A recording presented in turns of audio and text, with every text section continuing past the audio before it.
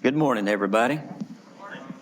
So good to be with you today and to have your presence. Thank you for our members that are here, and especially to our visitors that are here, maybe for the first time. Thank you so much for coming and being with us today. We appreciate your presence.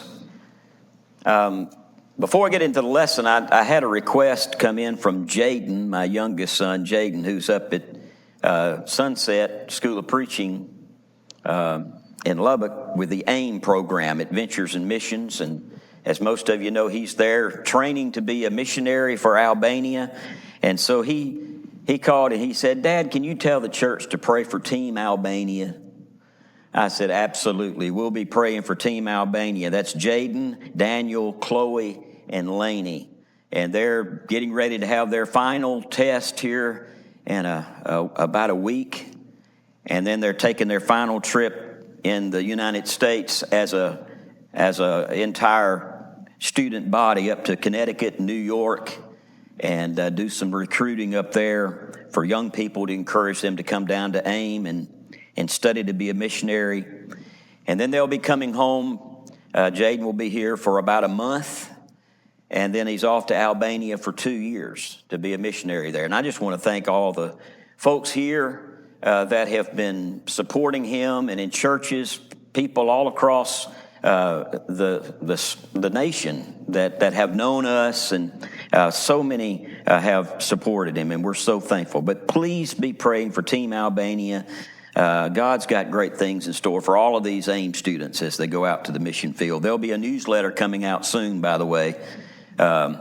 Jaden is late in getting it to you, but he promises it's going to be hot off the press here in just a few days. But we want to continue our series on teaching like Jesus, and we've learned a lot already. How did Jesus teach? Well, he taught like no other. He taught with simplicity. He taught without compromise, with authority. Last week we noticed he taught with compassion. He taught without ceasing. And so that brings us to our lesson today. Jesus taught by example. I'd rather see a sermon than hear one any day. I'd rather one walk with me than merely show the way. The eye is a better and more willing pupil than the ear. Fine counsel is confusing, but examples are always clear. And the best of all the preachers are the ones who live their creeds. For to see good put in action is what everybody needs. I soon can learn to do it if you let me see it done. I can watch your hands in action, but your tongue too fast may run. And the sermon you deliver may be very wise and true, but I'd rather get my lesson by observing what you do. For I might misunderstand you and the high advice you give, but there's no misunderstanding how you act and how you live. More than likely, you've heard that old poem before, but boy, it's so true, isn't it? The power of example it's hard to measure, Telling someone that they should do something, that only goes so far. But showing them is so much more powerful and effective. And Jesus knew this. In fact, it was such a big part of how he taught that I wanted to dedicate an entire lesson to it, about Jesus and how he taught by example. And we're going to look at 3 things connected with this. First of all, by example, he taught us how to pray. Have you ever thought of the fact that the disciples never asked Jesus to teach them how to preach?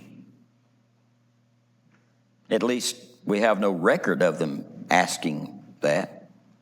And that's pretty astonishing because, no one preached and no one taught like Jesus. And so you'd think maybe they would ask, but you know what they did ask? In Luke 11 and verse 1, they asked, "Lord, would you teach us how to pray?" And he did. You know, he gave them that model prayer, didn't he? As sort of a template to help them with their own prayers. Not that that was the only prayer that they could pray. It wasn't the only prayer Jesus prayed. But he gave them sort of a model to follow. Our Father in heaven, hallowed be your name. Your kingdom come, your will be done on earth as it is in heaven. Give us this day our daily bread, and forgive us our debts as we forgive our debtors. And do not lead us into temptation, but deliver us from the evil one. For yours is the kingdom and the power and the glory forever. Amen. The world calls that the Lord's Prayer, but really it was just to give the disciples an example or a model to follow as they asked, Lord, teach us how to pray, and he answered with that prayer. But the fact is, Jesus was already teaching powerful examples on prayer long before he ever gave them this model prayer, right? He was already teaching them by example. In fact, that's why they asked the question in the first place, because they saw how much time Jesus spent in prayer. How he would get up early in the morning before anybody else, before the sunrise, and he would go off to some place by himself and spend the morning in prayer to his Father. In Luke chapter 11, he even prayed all night long. And so they saw this, and they said, Lord, will you teach us to pray the way that you pray? But now let me ask you something. What about our prayer life? How often do you pray? Brother, I think it's an obvious point, but if Jesus felt the need to pray as much as he did, even though he was the Son of God, you can probably finish the point for me, can't you? If Jesus prayed that much, and he was the Son of God, then how in the world do we think we're going to make it in this life if we just pray every now and then, right? How often do you pray? Really think about it. Is it just at meals? Or just when you're in some kind of trouble? Well, I better pray about it. You know, some folks treat God and prayer sort of like a spare tire, you know? Because when do you think about your spare tire?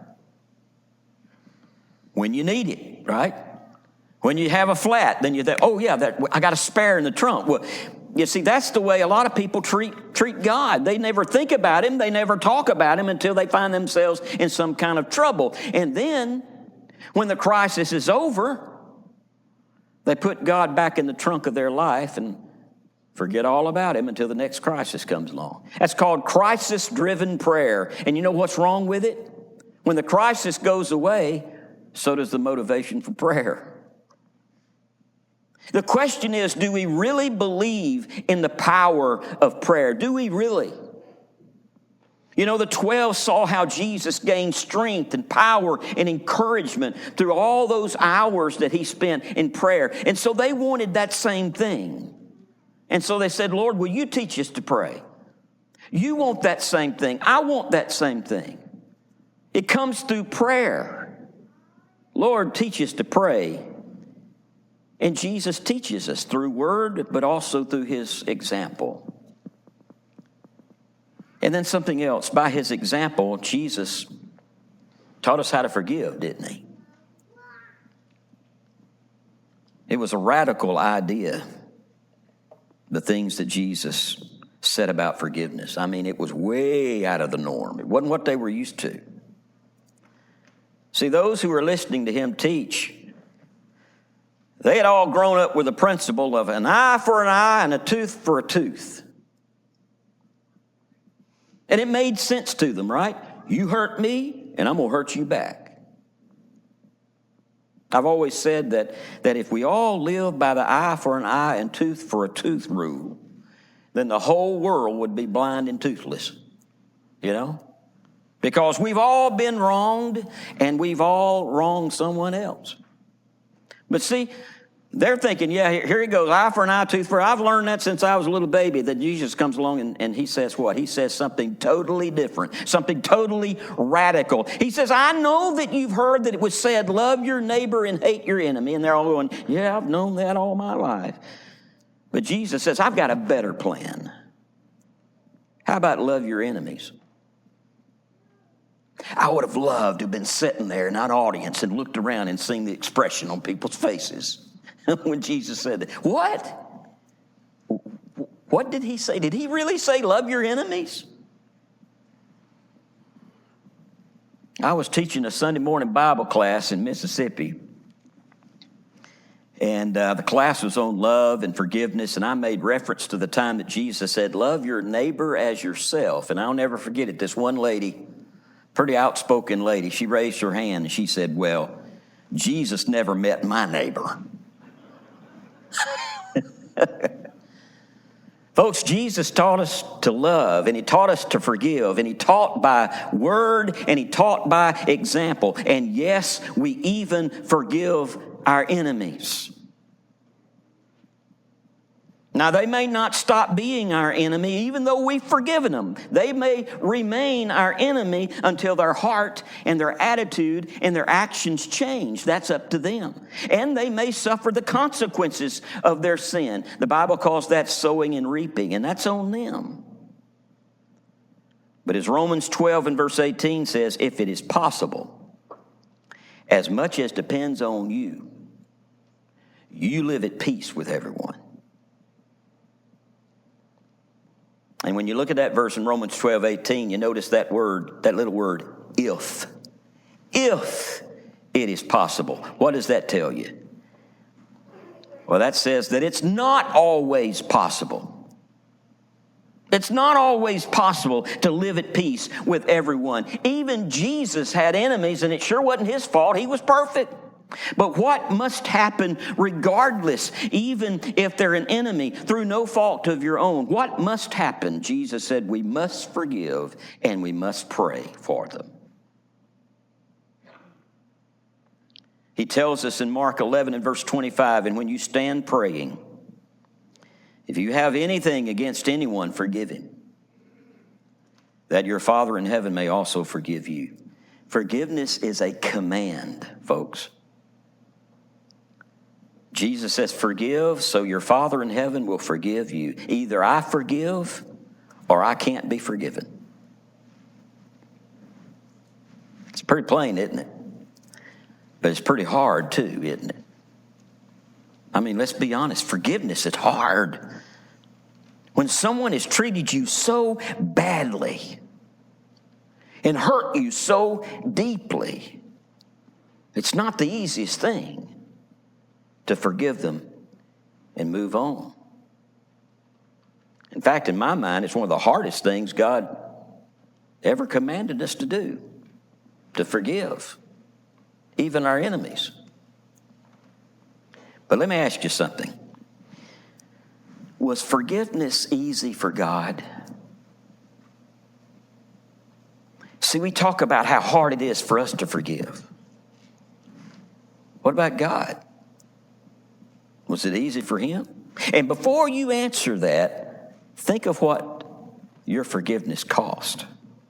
What did it cost God to forgive you and forgive me?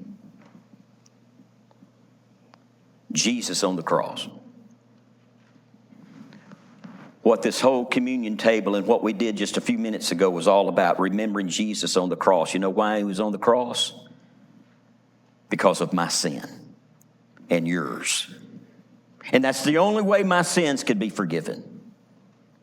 Think about Jesus on that cross, writhing in excruciating pain. Think about how you would feel if it was your son on that cross. How would you feel?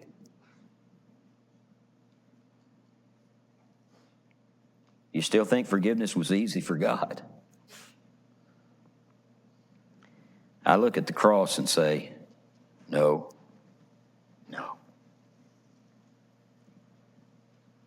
Now, all this talk of forgiveness, it really confused poor Peter. I can see him over there scratching his head and thinking, he said, Lord, you're talking about all this forgiveness. Now, how many times now do you expect me to forgive my brother when he sins against me? 7 times. And see, he thought 7 times was being very generous, right? The same guy comes and sins against me 7 times, and I forgive him all 7 times. That's good enough, isn't it, Lord? How did Jesus answer his question? He said 70 times 7. He didn't mean get your calculator out and figure out how many 70 times 7 is, and there's the limit. No, what's the Lord's point? Peter, you forgive him as many times as it takes. But Jesus not only taught with words, he taught with action, didn't he?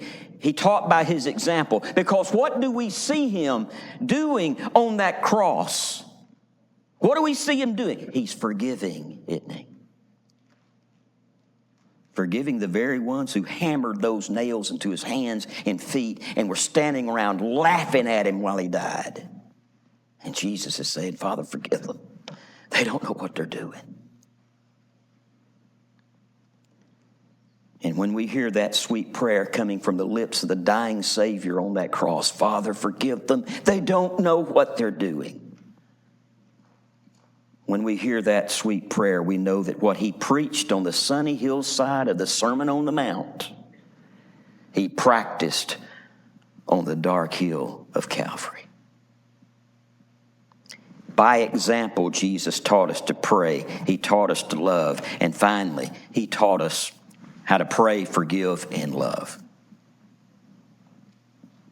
By his example, we know how to love. You know, through stories like the prodigal son or the lost sheep or the good Samaritan and so many others, you know what Jesus was doing in so many of those parables? He was teaching us what it meant to love.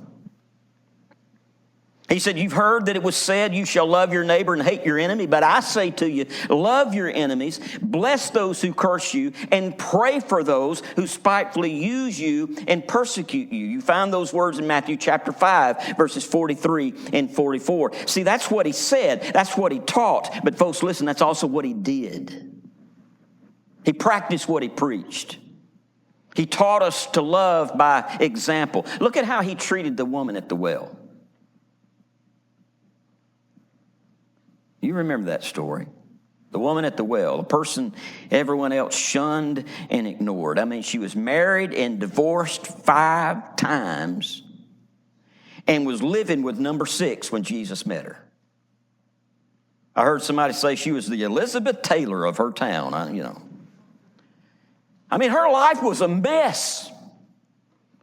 She was the kind of person that respectable church folk would say, well, she's too far gone to help. I mean, you'll never be able to reach her. She'll never change.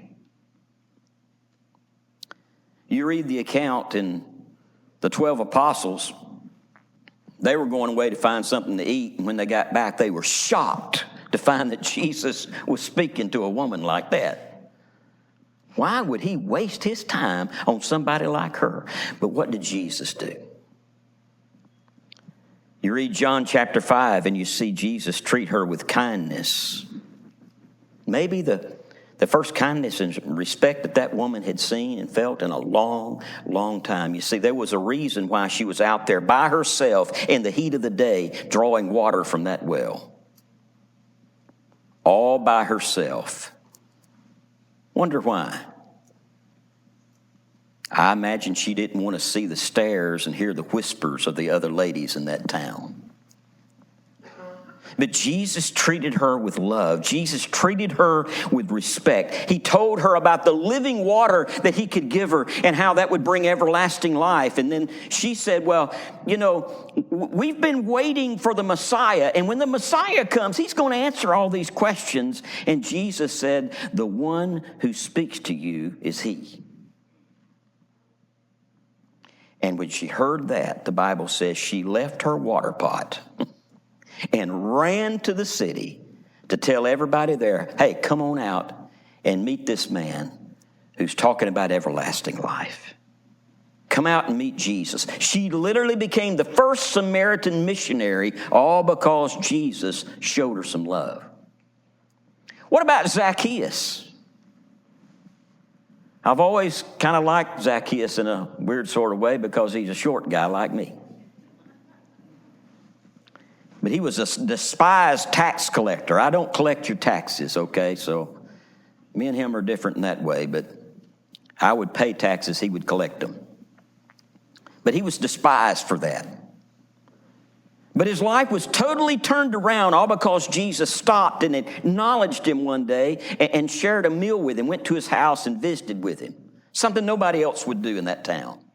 And after meeting Jesus, Zacchaeus said that he'd give half of all he had to the poor.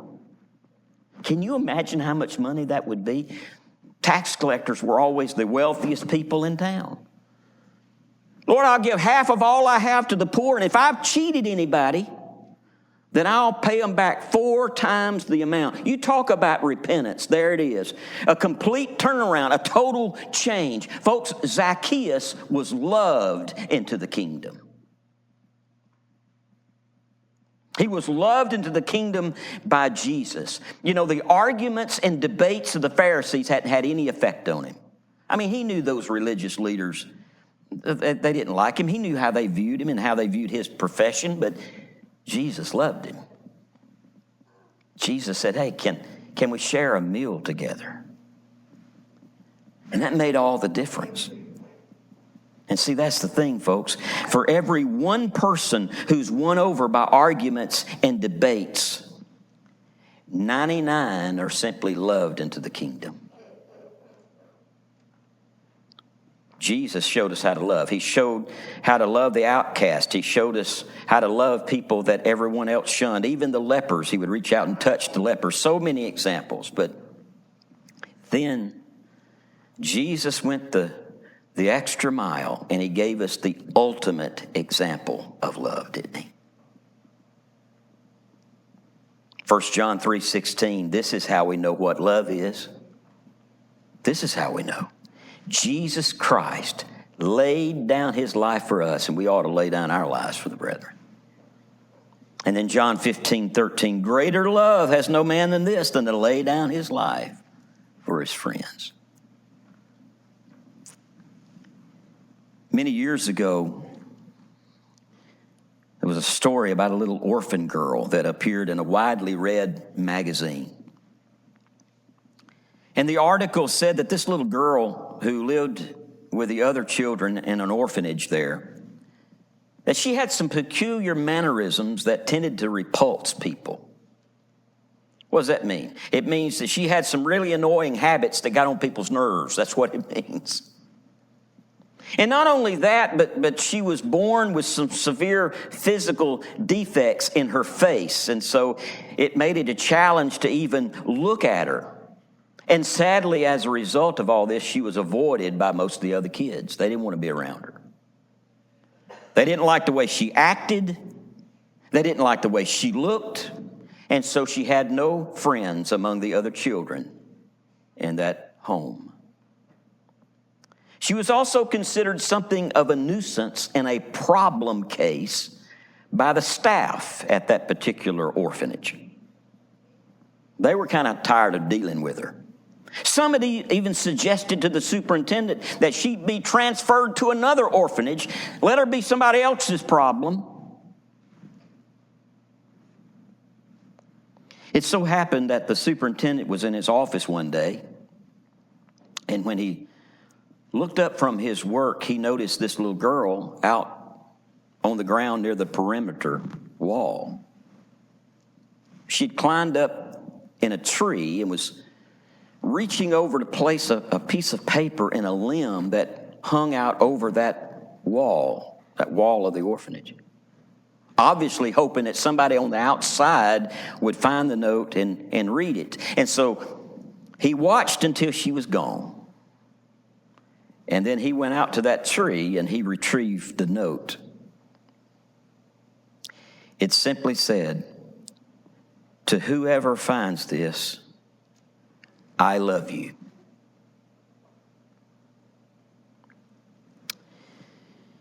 In another widely read publication, it's written of someone else. He had no beauty or majesty to attract us to him. Nothing in his appearance that we should desire him. He was despised. He was rejected. A man of sorrows and familiar with suffering. Like one from whom men hide their faces, he was despised, and we esteemed him not. And you know what we did to him? We took him outside the city wall and we nailed him to a tree. And whoever goes to that tree will find a note. And the note says, to whoever finds this, I love you. Folks, no one ever taught like Jesus. He was by far the greatest teacher who ever lived. But one of the reasons that he was so effective in his teaching was that he just didn't teach with words, but he went the extra mile and he taught with his actions. He taught by example. And as we get ready to sing this invitation song, let me switch gears a moment and just ask you about your example, okay? Because people not only listen to what we say, church, but they watch what we do. And so just like Jesus, we teach by example, but the thing is, what kind of example do you have? See, there's the question. We all have an example. What kind is it? What kind of things is your example teaching? Let me ask it this way. If someone just watched what you did and how you lived from day to day and just followed your example, where would your example lead them? Well, that's a good question. Where would it lead them in the end? Heaven or hell? It's leading them somewhere. Would it lead them to Jesus? Or maybe in the opposite direction? Think about it while together we stand and sing.